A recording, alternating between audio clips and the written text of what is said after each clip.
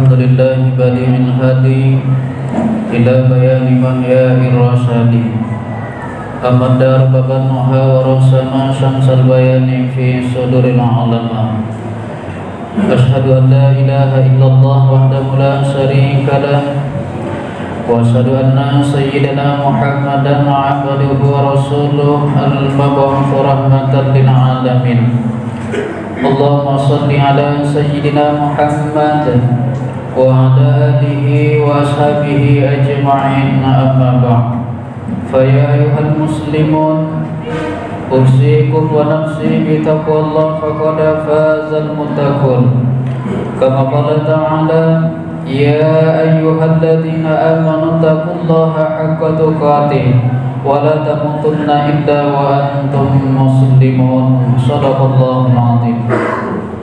Ma'asyiral muslimin, jamaah salat Jumat yang dirahmati dan dimuliakan Allah Subhanahu wa taala. Bersyukur kita kepada Allah yang masih memberikan nikmat-nikmatnya sehingga pada siang yang mulia ini kita bisa berhadir bersama-sama di masjid yang kita cintai ini dalam rangka berhadiah kepada Allah Subhanahu wa taala, yakni salatul Jumat secara berjamaah. Salat dan salam sama-sama kita kirimkan ke ruh junjungan alam, yakni baginda Rasul sallallahu alaihi wasallam. Allahumma shalli wa sallim wa barik alaihi. Hadirin jamaah Jumat yang dirahmati dan dimuliakan Allah Subhanahu wa taala. 4 tiket ke surga. Inilah tema khutbah kita pada kesempatan yang mulia ini. Siapapun orangnya kalau ditanya maukah masuk surga, pasti jawabannya mau. Baik yang kaya, yang miskin, yang tua, yang muda, yang sehat, yang sakit, semua menginginkan agar nanti tempat kembalinya yang terakhir adalah surganya Allah Subhanahu wa taala. Kita tahu bersama kita hidup di dunia ini tidaklah lama. Seperti yang disabdakan oleh Rasulullah, umri ummati baina sittin wa sab'in, umur umatku antara 60 sampai 70 tahun.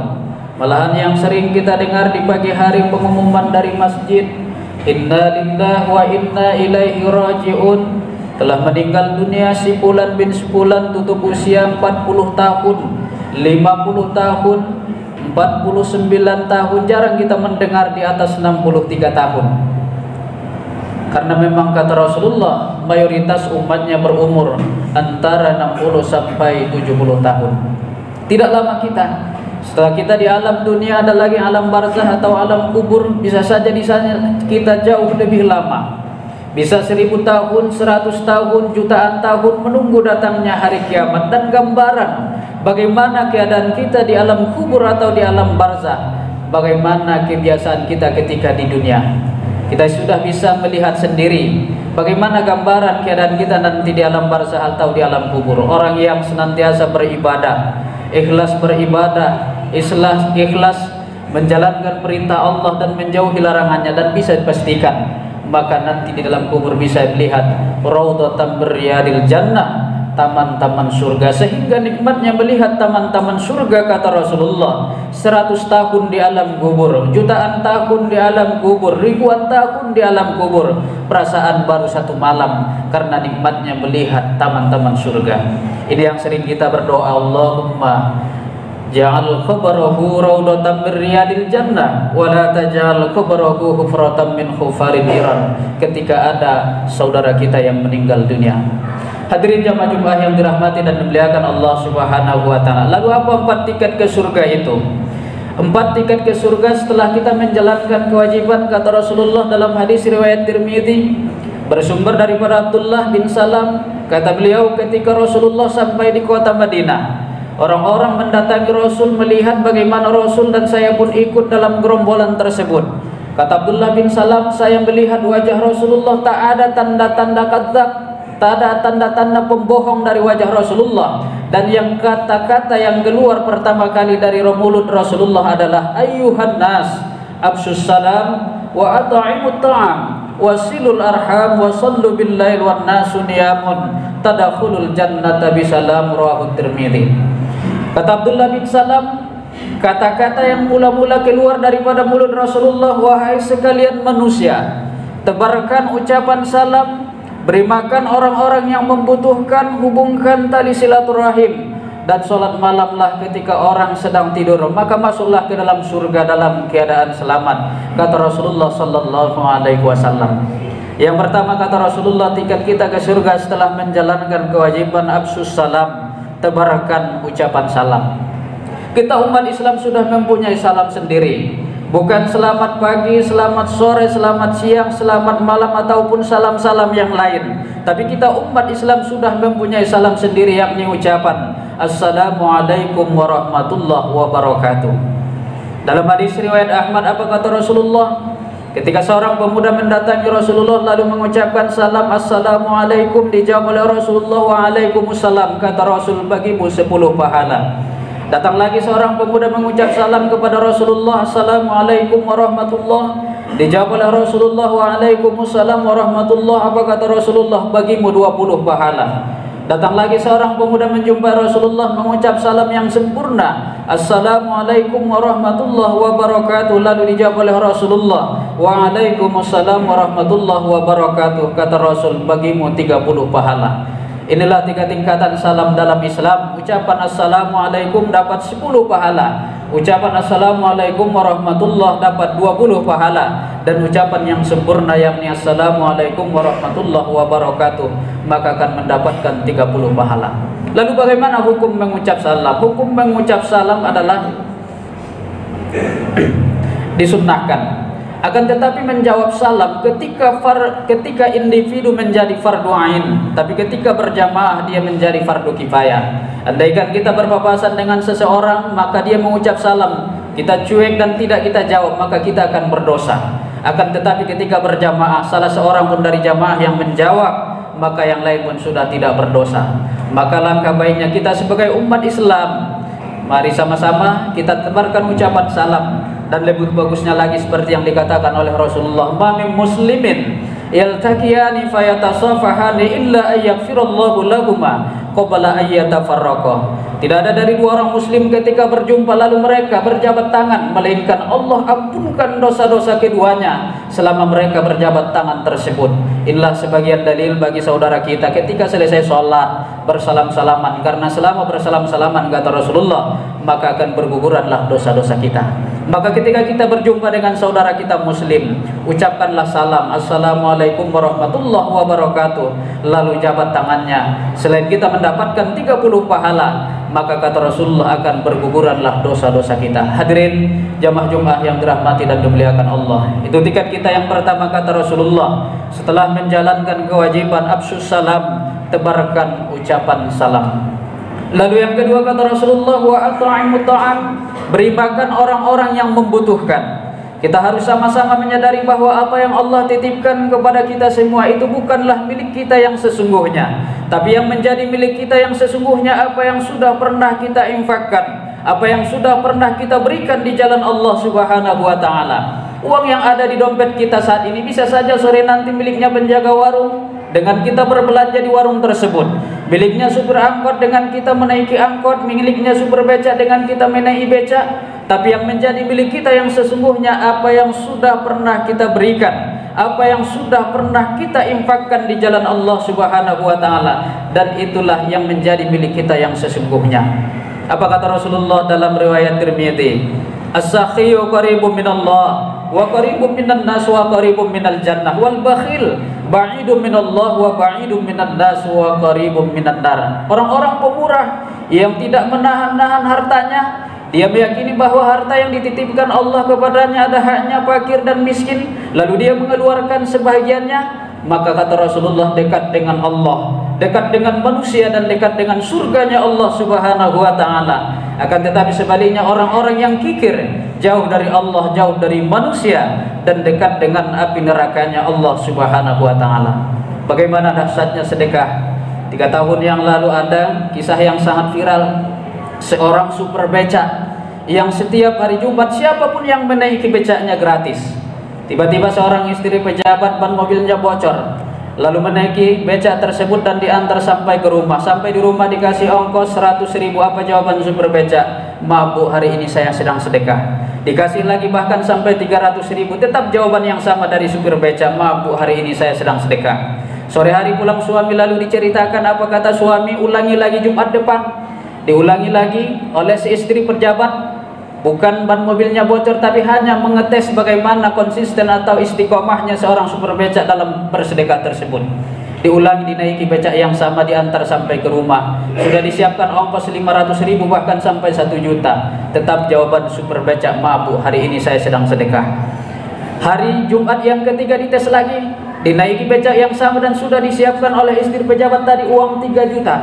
Sampai di rumah diantar, dikasih tetap jawaban supir becak, maaf Bu, hari ini saya sedang sedekah. Pulang suami, apa kata suami? Panggil ajudan, cari di mana rumah supir becak tersebut dan urus semua kepentingan atau keperluan mereka. Karena mereka satu keluarga akan saya berangkatkan umroh. Mereka pun berangkat umroh, dan ketika menjalankan ibadah umroh, rumahnya yang hanya rumah petak kecil dibangun oleh si pejabat tadi sehingga layak seperti rumah-rumah biasa. Yang kita ambil dari kisah ini apa? Bagaimana dahsyatnya sedekah. Maka kata Rasulullah apa? As-shadaqatu tajlibur rizqa. Sedekah itu menarik datangnya rizki. Falyazdad, falyazdad, falyazdad. Apa yang kita sedekahkan bukan berkurang. Pada pandangan mata kita memang berkurang, maka matematika kita dengan matematika sedekah berbeda. Kalau matematika kita, uang kita 1 juta, kita sedekahkan 100.000, sisa 900.000. Tapi matematika sedekah, uang kita 1 juta, kita sedekahkan 100.000, maka uang kita tadi akan menjadi 1.900.000, bahkan bisa berlebih.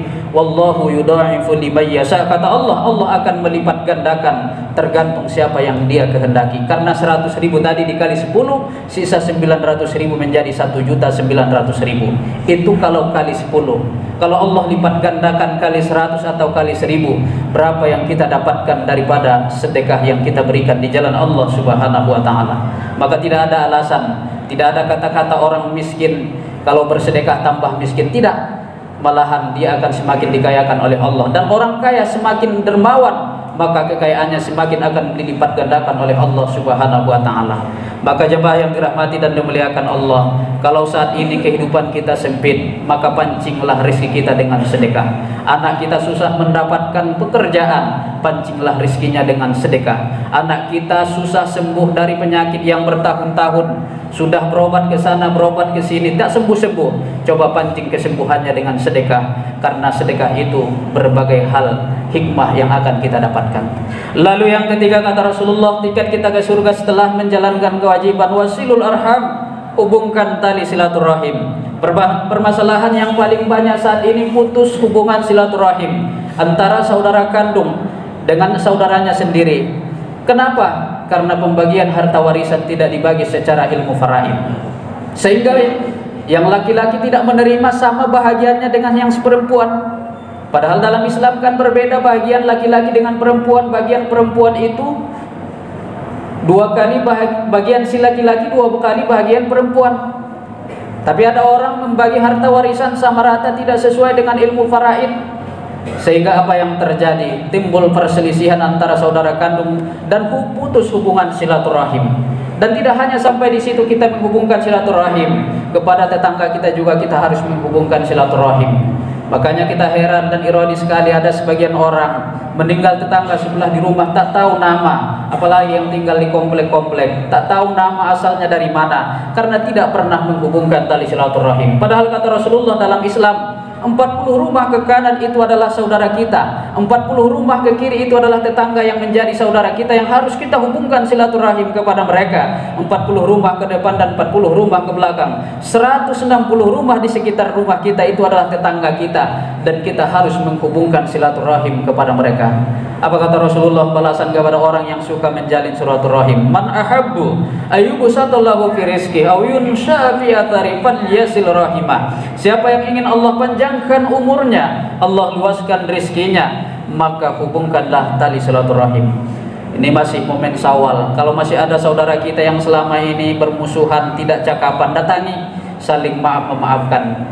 Kemudian kalau jauh bisa video call atau bisa via telepon, maka saling memaafkan. Mudah-mudahan dengan begitu Allah akan murahkan rezeki kita dan Allah akan panjangkan umur kita. Lalu yang terakhir, tiket kita ke surga setelah menjalankan kewajiban kata Rasulullah, wasallu billail wan nasu niyamun. Salat malam ketika orang sedang tidur, atau yang kita kenal dengan salat tahajud. Bagaimana di bulan suci Ramadan kita betul-betul menjaga ibadah sholat sunnah kita termasuk tahajud. Sebelum kita makan sahur kita sempatkan 5 menit untuk melakukan sholat tahajud. Itu harus kita pertahankan di luar bulan suci Ramadan 11 bulan ke depan. Pertanda kita berhasil dididik di bulan suci Ramadan itu terlihat setelah Ramadan. Kalau Ramadan rajin membaca Al-Quran, selesai Ramadan tetap rajin membaca Al-Quran, berarti berhasil dia dididik di bulan suci Ramadan. Ramadan rajin ke masjid, selesai Ramadan tetap rajin ke masjid.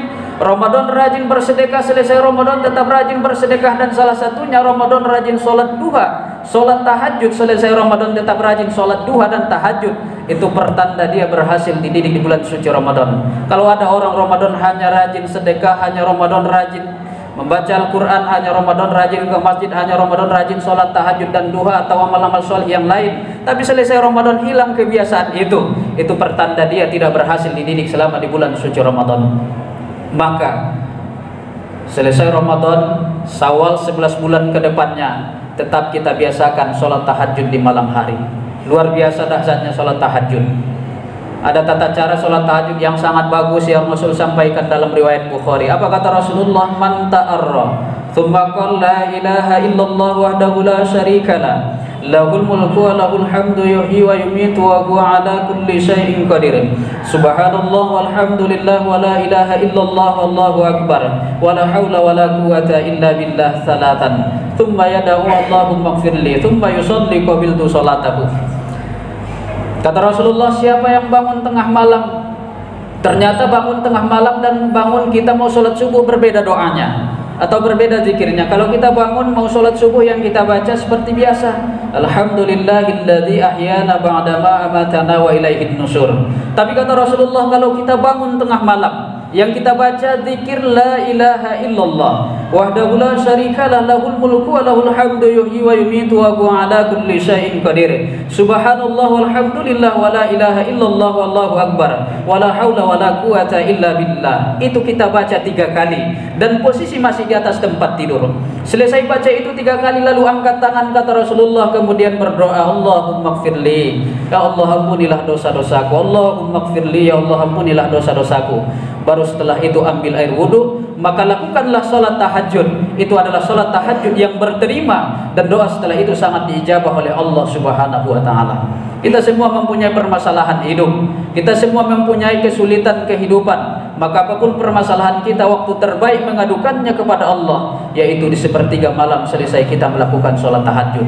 Karena kata Rasulullah dalam riwayat kudusi, hadis kudusi, siapa yang di sepertiga malam memohon ampun kepada aku akan aku ampuni, siapa yang meminta tolong kepada aku akan aku tolong, dan siapa yang meminta hajat kepada aku akan kabulkan hajatnya. Dan waktu terbaik itu adalah di sepertiga malam. Maka diri jamaah yang dirahmati dan dimuliakan Allah Subhanahu wa ta'ala, dan beda posisi kerja orang yang rajin tahajud dengan yang tidak tahajud, sekalipun sama-sama orang Islam.